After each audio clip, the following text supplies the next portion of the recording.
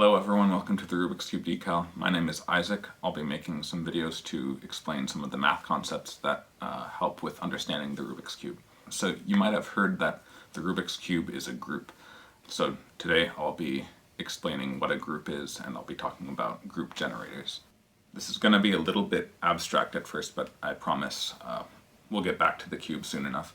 To talk about groups, we first have to discuss what are called binary operations.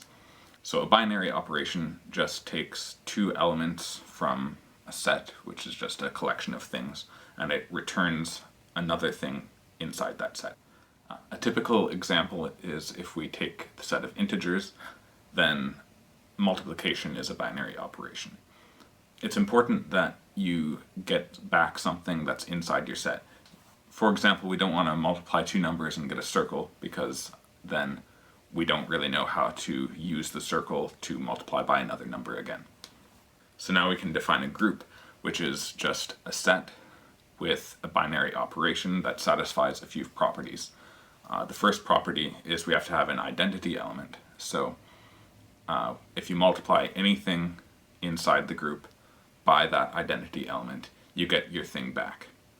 For the example of the integers with multiplication, the number 1 is the multiplicative identity. We also have to have associativity, so if you have three elements of your group, A, B, and C, if you multiply A times B by C, it's the same as multiplying A by B times C. Finally, we have to have inverses for every element of the group. So if you multiply an element by its inverse, you get the identity back. So this last property actually shows us that the example I was using of the integers with multiplication does not form a group, because if you divide by an integer, you don't necessarily get an integer, you might get a rational number. However, the integers with addition do form a group because you have both negative and positive numbers. I'm gonna be using a slightly simpler example of a group from now on, because the integers are an infinite set, which can be a little bit hard to think about. So instead we're going to talk about the integers mod 3 for most of my examples. If you don't know about modular arithmetic, this just means we have the numbers 0, 1, and 2, and if we add some things together and we get 3, then 3 is just the same as 0. So if we add like 2 plus 2 plus 1, that's the same as 3 plus 2, so 3 is equal to 0, so that's the same as 0 plus 2. And it's common to think of this like a clock, and in fact the hours of the day are just the integers mod 12. And it turns out both the integers mod 3 and mod 12 both form a group, and it's a good exercise to actually check all of the rules for being a group. We should also briefly talk about how the Rubik's Cube is a group. So first, it's important to realize that a scramble of the Rubik's Cube is actually the same as a function which tells all the pieces of the cube where they should go. So if we take the set of all the possible scrambles of the Rubik's Cube, and there's around 43 quintillion of those, and then we take the binary operation of function composition, then that gives us a group, it turns out. And this is kind of a very terse explanation, so don't worry if you don't completely understand it yet, but in the next videos we'll be talking a little bit more about the group structure of the Rubik's Cube. Finally, we'll talk about group generators. So a set of generators for a group is a collection of elements such that all of the elements of the group can be obtained by applying the binary operation to the generating elements some number of times. So for our example of the integers mod 3, the number 1 is a generating set, because if you take 1, so you have 1, and then if you add it to it itself, then you get 2. If you add it to it itself again, you get 3, which is the same as 0. So that's all 3 possible elements. However, for the Rubik's Cube, we need more than just one generator. So hopefully in the first class you learned a little bit about the Rubik's Cube notation. So usually we use 6 different generators, which just correspond to turns of each different face.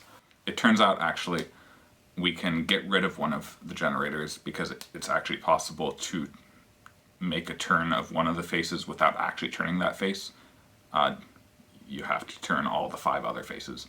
And it's a little bit complicated, but it's actually possible to just use 5. So we need at most 5 generators, but it actually turns out you can find 2 scrambles of the Rubik's Cube that actually generate all the rest. One of the reasons that group generators are important is because we can actually describe groups by writing out the generators we need along with what are called relations. So a common relation you might have is commutativity, which says that A times B is the same as B times A. And actually for the Rubik's Cube, this is something that doesn't hold, because if we turn the right side and then the upper side, it's not the same as turning the upper side and then the right side. You can see here that they're different. So generators and relations are related to a thing called the word problem, which is essentially figuring out what group you have if you have a set of generators and relations. And this is an important problem in computational complexity theory, but we won't really be talking about that much. Just it's an interesting application. But it will be important to know how to use the relations for the Rubik's Cube group. So the main relation that we have for the Rubik's Cube is that turns of opposite faces commute with each other. So for example, if we do R, then L, it's the same as doing L, then R. So it can be useful to be able to write this out in notation. So RL is the same as LR. And then another way of writing that is if we multiply by the inverse on the right. So if we multiply by right inverse here and right inverse here, then we know that if we multiply an element by its inverse, we get the identity. So this is just the same as RL, R prime. And then here that's the identity, so this is just L. And then we can do the same thing, so multiply by the inverse of L on both sides. And then we have that RL, R prime, L prime. It's the same as the identity. However, you should always remember that this is only for turns of opposite faces. So like I showed before, this wouldn't be true for R and U. And then this ties into knowing how to invert a sequence of moves or an algorithm. And this is very useful for when you're learning algorithms for different steps of the cube, because a lot of the times when you learn an algorithm for one case, if you do the inverse, it will do a different case. So then essentially you can learn 2 algorithms at the same time. So the main idea for inverting an algorithm comes from non-commutativity. So like if you put on your socks and then you put on your shoes, you have to take them off in the reverse order. So you have to take off your shoes before you take off your socks. So I'll just write out an algorithm. Let's say F2DRU. So we can do that on the cube, F2DRU. So to invert it, we need to undo the last move first. So we'll write down the inverse of the last move first, like that. Then we write down the inverse of the next one next.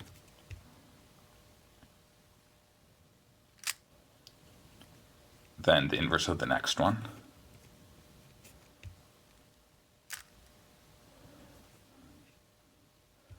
And then finally we write down the inverse of the first one.